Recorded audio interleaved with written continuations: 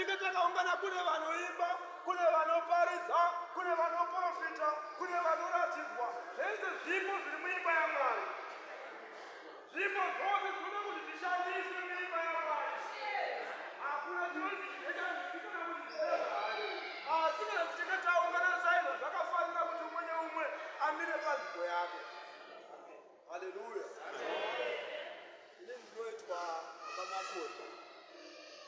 Nobalandi kubalana kwaPaulus. Haleluya.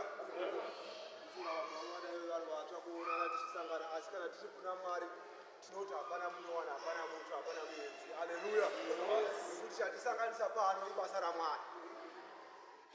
Hatina kusangana kuya kuzorwa, asi tasangana kuti zorumbidza musiki. Yes. Asi zvinobva tasangana pakuzorumbidza musiki. Zvakakosha kuti mumwe nemumwe amire panzvimbo yake. Kana wakapuwa chipo chekurara mukereke inguva yako kuti urare. Kana wakapuwa chipo chekushumira inguva yako kuti ushumire. Kana wakapuwa chipo chekuimba inguva yako kuti uimbe. Kana wakapuwa chipo chekuprofita inguva yako kuti uprofite. Kana wakapuwa chipo chekuratidza inguva yako kuti uratidze.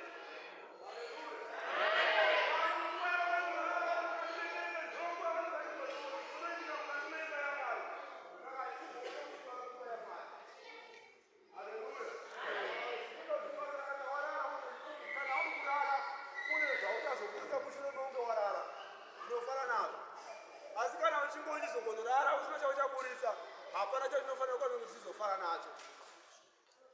Haleluya. Haleluya. Haleluya.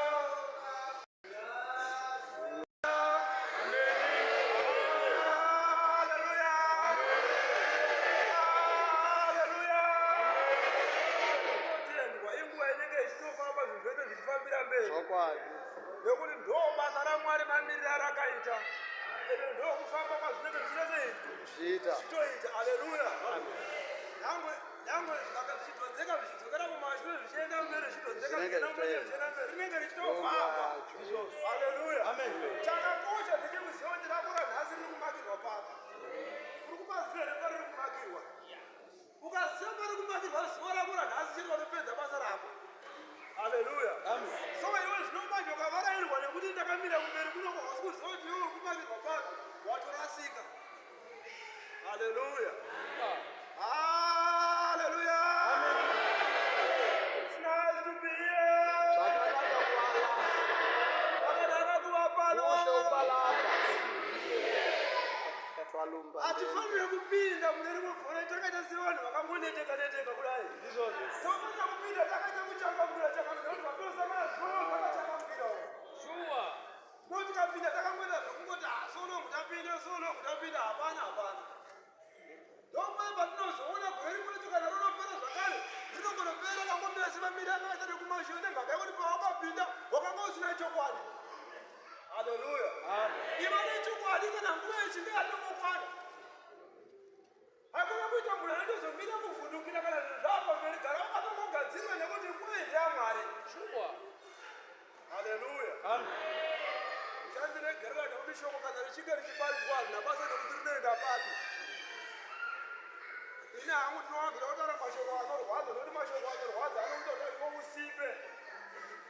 Nekuti ndakutaurira mashoko akanaka, mwana wakabuyara zvakanaka haambofa akateerera. Haleluya. Saka indodorayira nemashoko mamwe anotorwadza nemhaka yekuti ndoziva kuti shoko rira richakurayira rikakurwadza richakumutsa paugere ipapo kuti uite basa rakatumwa mimba yaMwari. Nekuti wakagarira basa mimba yaMwari. Zvino kana wagarira basa mimba yaMwari kana tichinge tichinyatozivisa kuti basa rakagarirwa mukati memimba yaMwari, tinofanira kutora shoko yekuti munhu mumwe nemumwe asimuke amire panzvimbo pake. Usamire uchitengesa kuti adzinhingi ndiye anokwanisa kuimba vanhu nhingi ndiye akatsinzwa pakuimba. Hapana zvakati ndiye akatsinzwa kana ndiye akati kana pasundwa nemweya waMwari kuita basa gari batwe mukati memimba yaMwari nekuti chakusunda chinoita kuti uite basa mimba yaMwari. Unonzwa umwando nhasi ndori kubadza anoti ana andisina kuzvigadzirira. Unogadzirira basa ro nekuti ndirakwe. Basa raMwari harinei nekugadzirirwa. Basa raMwari harinei nekuti uri parasvika uri ndo paunotoritangira. Haleluya. Ndiverengere Tsamba yaBharabhasi vaFiripi chikamu chechipiri musoro shoko uripo Kristu mtungamiri wedu pakuzvininipisa. Kristu mtungamiri wedu pakuzvininipisa. Zvino kana kuvaraidzwa kuripo kuna Kristu. Kana kuvaraidzwa kuripo pana Kristu. Kana kunyaradza kworudo. Kana kunyaradzwa kwerudo. Kana kuyanana kwomweya. Kana kuyanana kwemweya. Kana moyo munyoro nokunzwira tsitsi. Kana moyo munyoro nokunzwira tsitsi. Zadzisai mufaro wangu. Zadzisai mufaro wa Kristu. Muye nokufunga kumweya. Mileva. Haleluya. Amen. Tikuzadzisere mufaro kuna Kristu.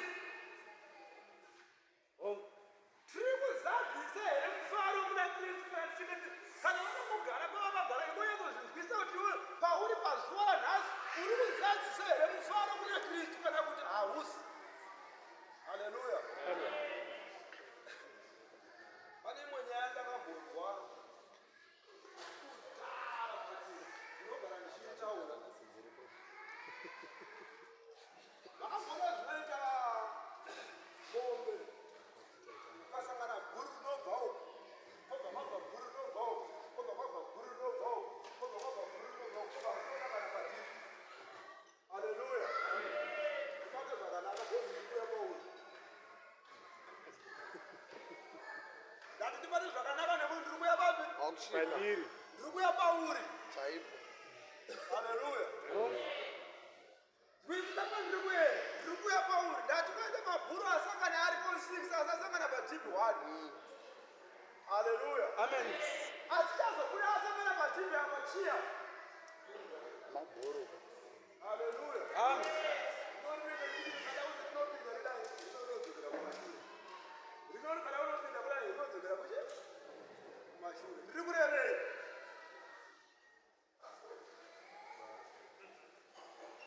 Haleluya. Amen. Yarevei. Kana makagara pasi pamakagara hamuwanikani nhamwe takamisa izve nyatozwisisa kuti kubata kwaitwa panguva yacho pakubata basa ramwari kusvika panguva yaririro ndo here mabatirwa andisiyo inandizodakakumba doritaurira papi pano ndo pazviri varume nanababa nanamai ngatipindei panzvimbo tibate basa risiri zvariri tirege kutarisana kuti uyo ndini ndiyo ndini usatarise uyo ari padhuze naye kuti anoitei usatarise kuti uyo ane simba rakadii usatarise uyo kuti manini wei nekuti ndiyo akafanira kubasa ikani iwo vakuvaikauke pauri kusiyana nechiriyo isauti kuona. Haleluya.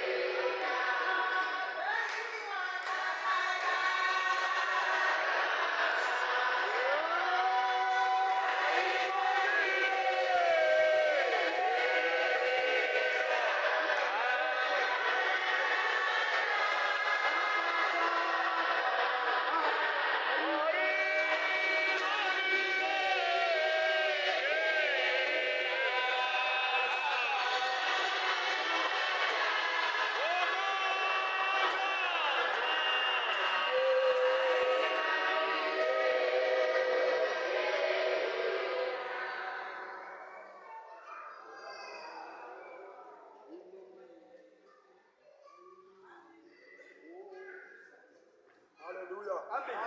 Haleluya. Amen. Haleluya. Woza rinotoda basa raMwari. Oro mwachigamane apo akandifambira kufambira mberi. Chakaipa chete kungoti urigarire basa raMwari ndo chinondirwadza. Andirwadziwe nenyaya yakanyanya, ndirwadziwe nemwe anogarira basa raMwari. Nekuda kwokuti kana une pano uripo kana usipo haupo. Haleluya. Iverengeresa. Kusimbuka pachifemo. Muve nokufunga kumwe. Muve nekufunga kumwe. Muchiva norudo rumwe. Muchiva nerudo rumwe. Nomweya mumwe. Nomweya mumwe. Nendangariro imwe. Nendangariro zimwe. Musingaiti chinhu nenharo. Musingaite zvinhu zvine nharo. Kana nokuzvikudza. Kana nekuzvikudza. Asi mumwe nomumwe. Asi mumwe nemumwe. Ngati nomweya unozvininipisa. Aite nemweya unozvininipisa. Vamwe vanomupfuura iye pakunaka.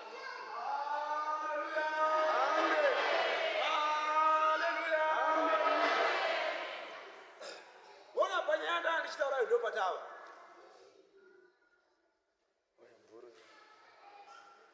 Nyanda ndichitaura ndo patava, emaguru ndo patava.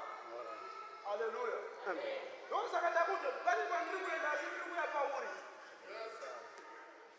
Hai. Basi tiite zvinhu nemoyo umwe chete. Tiite zvinhu nekuzvinipisa. Haleluya. Izvo ndichikada kubvunza kuti mune kereke mangana ari pakati pedu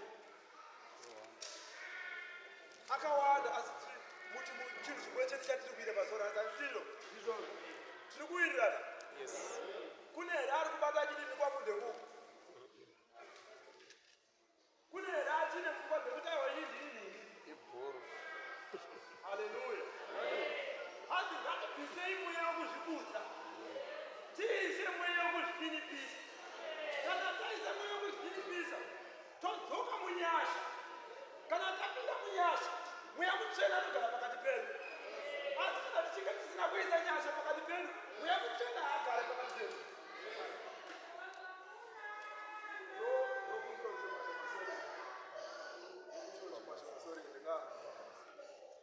Mweya mutsvene haagare pakati pedu. Saka nguva yakafanira saizvo tinoda kuti mweya mutsvene ave pakati pedu. Mweya mutsvene kana ave pakati pedu zvatiri kuzvinhu zvatiri kufunga mukati mekurarama kwedu kana zvatinoda kuita pakati pedu panzvimbo inei zvinoda mweya mutsvene hazvidi nyama yemunhu. Haleluya.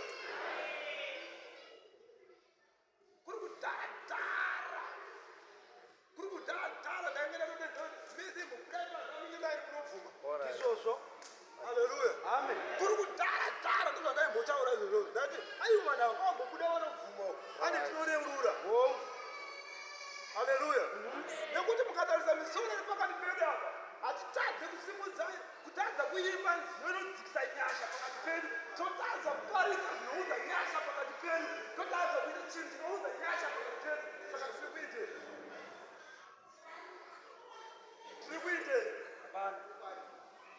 Haleluya. Amen. Ndiri kuya pauri.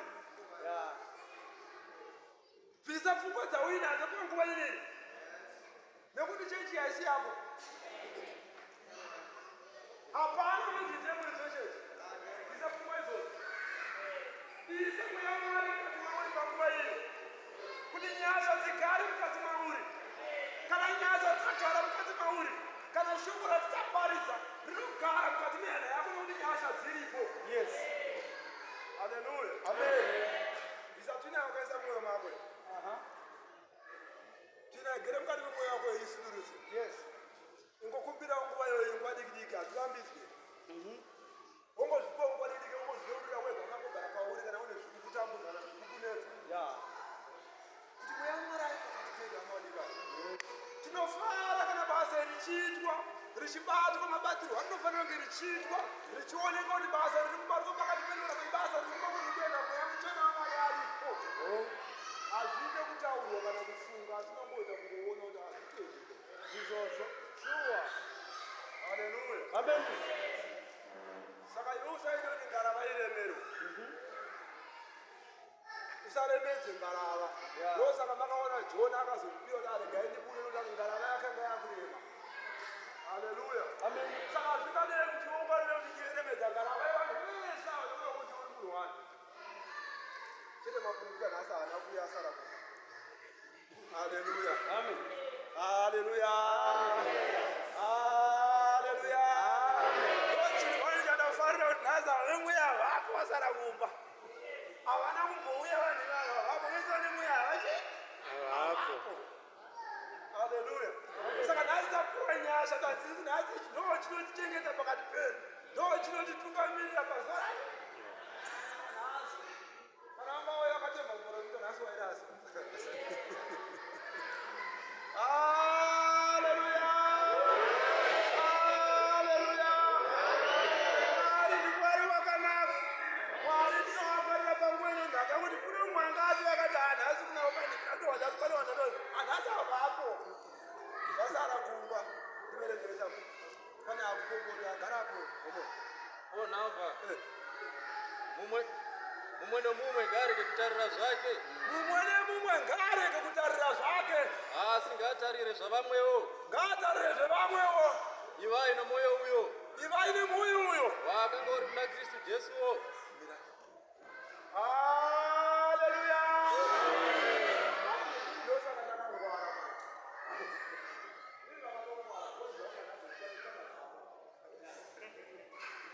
Haleluya. Asi mangashoko rinondisigira kuti ndisangarise zvangu ndose zvani. Saka yoita so zvari pandisere. Kuti ari kuita sei. Asi chatiri kuda chete kurumbidza kuti mweya waMwari uri pakati pedu. Tidzore nyasha mukati matiri. Kana nyasha dzichinge dzadzoka mukati matiri, zvese zvatichaita panguva ineyi zvichenge zvine mweya waMutsvene waMwari. Haleluya. Amen.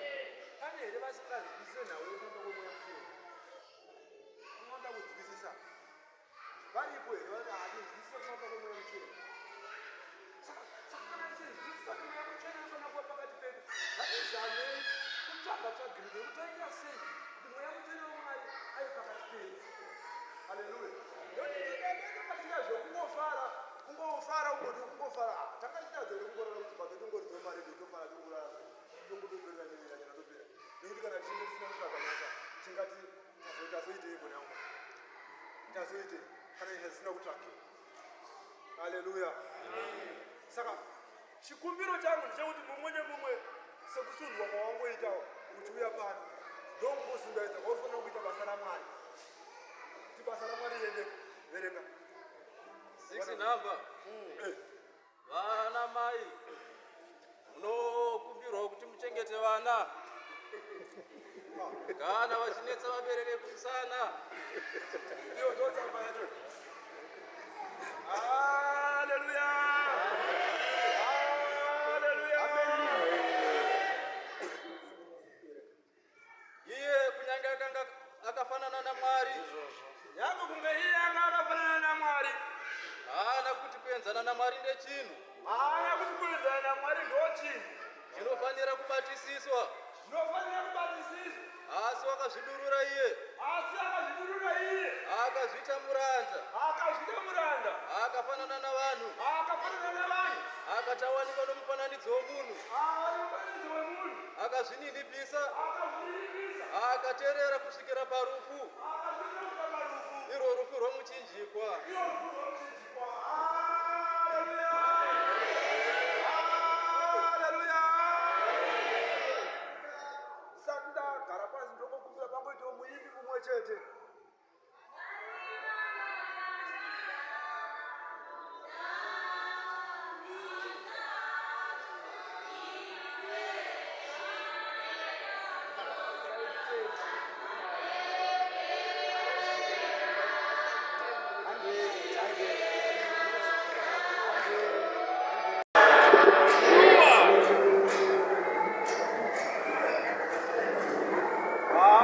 Haleluya.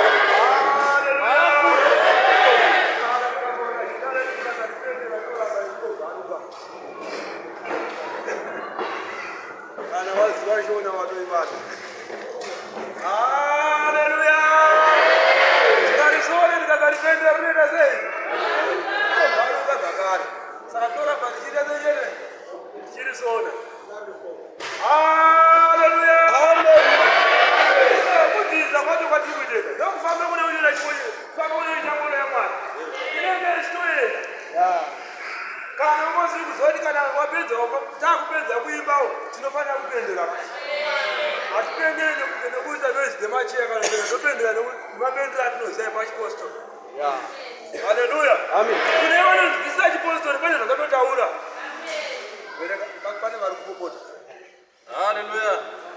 Vaita zvaoma vatu kuna muprofita Isaiah 29:8 mukati. Zvichafanana nokurota kwomunhu une nzara. Achiti ndinodya, asi unopepuka. Ndokuwana mweya wake usine chinhu. Kana sokurota kwomunhu une nyota. Haleluya. Handina kubva panyaya yangu yeye ndopandiri. Okay. Handisati ndabva panyaya yeye ndopandichiri ndakubata ndinoda kuti pandinobva pano. Iwe unenge wasvika paunenge wasvika unenge wazara nemweya mutsvene. Zviri nani hangu ndinogara ndisina kuzara. Asi iwe waita sei? Wazara. Hanzi nebhuku zvakafanana nemunhu ane dakara achirota achidya. Haleluya. Asi paanomuka anomuka ane nzara. Haleluya. Haleluya. Kureva kuti zvatinoda kuita pano hatisoda kufananidzwa nemunhu acharara orota achidya asi achimuka ane nzara. Toda kuita zvinhu zvatinofamba nazvo pano, iwe mwoyo wako ndiri pamwoyo wako. Yoti nyama yako handina basa nayo, yakatowana nzvimbo kudhara. Ine pairi kutoenda kudhara payakatongomirwa kuti ngaenderetwa sei inokandwa ipapo. Asi mweya wako manje ndiwo wandikuramba ndikuita. Hauzofa kushandira kana uchinge wafa, asi unoushandisa uchiri mupenyu. Saka zvakutaure nhau iyi kuti kana uchinge mangwana wozonopiswa wozoti nhau yakambotaurwa nezvayo. Nokuti chasvika nguva yekuti mwoyo kana nguva yekupiswa yakwana kana neni wochamira nezvako wochamira nezvako. Haleluya. Amen. Saka nyaya yangu iri pakuti ngatirege kufananidzwa nemunhu achange achirota achidya asi achimuka ane nzara. Kureva kuti ngatirege kuti kana tichinge takaungana pano toita semunhu ari kurota ndikatikunonyeredze zvishoma shoma ndisakunongedzere zvakanyanya. Haleluya. Ndichakunyenyeredza zvishoma shoma ndisingakunyatsokunongedzere zvakaita sei zvakanyanya nokuti ungazorwadziwa. Hakuna kuita hunge uripo, hunge usipo. Haleluya. Ndopari kuenda nyaya yangu. Kana uripo, kana usipo haupo. Saka kana uripo, tinofanira kukuona kuti uripo. Saka iwewe kana uchinge wakarara uchirota uchidya, uchimuka une nzara haupo. Ndiwe munhu wandiri kutaura nezvake. Haleluya. Yo munhu wanda nezvake wandambotera nhau dzemaguru aya yandaita nezvawo kumashure aya kuti anenge akangomara asichabuda chii? Hapana. Haleluya. Vazhinji havaridaire iyoyo.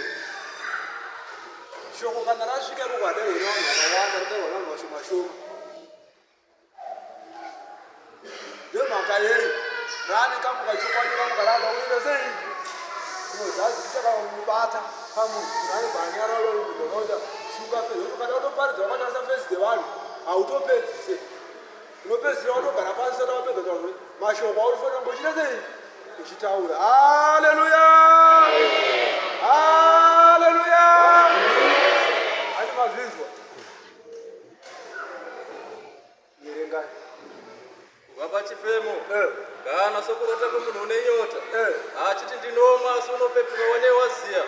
Mweya wake unopanga mvura. Ndizvo zvichaita kuwanda kwamarudzi ose anorwa negomo reZioni. Haleluya. Ndiwe here uri kurwa negomo reZioni. Vamwe vanofunga kuti pakanzi gomo reZioni vanobva kuti vanongoziva kuti kune chinonzi Zioni. Haleluya. Amen. Vamwe ndezvine pfungwa dzavo dzinenge dzatonanga ivo kuti hapanzi gomo reZioni saka vanoti igomo rechi ndicho chinonzi Zioni. Aiwa isiriyo nyaya yegomo rechi chinonzi Zioni. Inhau yatakaunganira pano kuti ndiwe here uri kurwisana naKristu. Ndiwe here unoda kunyatsotedzera zviri kudiwa naKristu. Ndiwe here unoda kufamba munzira yaKristu. ndiwe here wamanikidzwa kuuya kuchechi kana kuti ndiwe here wambofunga kuti hachirega ndikuendawo nokuti anatongoendawo varimo